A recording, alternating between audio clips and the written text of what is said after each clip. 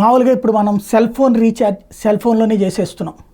అలాగే ట్యాక్సులు, municipal corporation పన్నులు అవన్నీ త్రూ సెల్ ఫోన్ ద్వారా పే చేసేసేటటువంటి విధానాన్ని తీసుకురాబోతున్నారు. ఎందుకంటే కరెంటు బిల్లులు కూడా మనం యూపీఐ ద్వారానే కట్టేస్తున్నాం. ఇప్పుడు లేటెస్ట్గా ఇదే విధానాన్ని ఆస్తి పన్నుకి నిర్ణయించారు. చాలా మంచి ఆలోచన. నారాయణ గారు తీసుకున్నటువంటి సంచలనమైనటువంటి నిర్ణయం, ఇవాల్టి అప్డేటెడ్ టెక్నాలజీకి అనుగుణమైనటువంటి నిర్ణయం.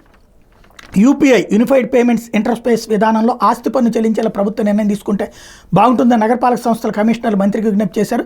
విజయవాడలో రైల్వే, విశాఖలో స్టీల్ ప్లాంట్ నుంచి బకాయిలు భారీగా రావాల్సి ఉందని ఆ నగరపాలక సంస్థల కమిషనర్లు ఆయన దృష్టికి తీసుకొచ్చారు. అవన్నీ ఒక ఎత్తు అయితే యూపీఐ విధానంలో ఆస్తి పన్ను చెల్లింపులు అన్నటువంటి చాలా మంచి ఆలోచన. ఇవాళ దాదాపుగా ప్రతి ఒక్కళ్ళు చేతిలో సెల్ ఫోన్, ఆ సెల్ ఫోన్లోనే అన్ని పేమెంట్స్ చేసేస్తున్నారు. ఈఎంఐల దగ్గర నుంచి అన్నీ కట్టేస్తున్నారు. ఎల్ఐసి పాలసీలు అందులోనే కట్టేస్తున్నారు. ఫోన్ల బిల్లులు అందులోనే కట్టేస్తున్నారు. దాంట్లో కనుక ఇది కూడా తీసుకురాగలిగితే అద్భుతమైనటువంటి ఆలోచన కమిషనర్లు సూచించారు. కాబట్టి నారాయణ గారు చేయడానికి సిద్ధపడుతున్నారు.